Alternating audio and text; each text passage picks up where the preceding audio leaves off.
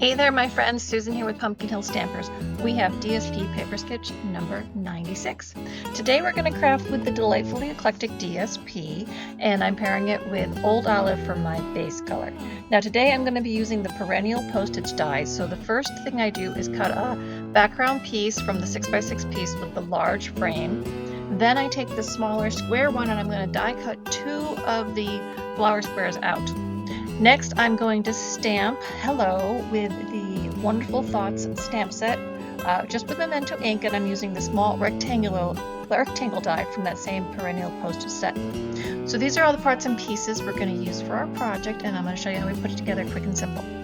So we are going to first start by folding our card in half and giving it a crease with that bone folder. Then we're going to add liquid adhesive, the background panel that we cut with a large die. Next, we're going to use dimensionals, and we're going to pop up the 2 square dies offset from their window that was cut out. So the cardstock base is going to create kind of a frame behind it. This is a type of spotlighting images. Next, we're going to add with mini dimensionals our die cut sentiment. And there you have it. Quick, easy card with just a simple layer of DSP and a simple sentiment.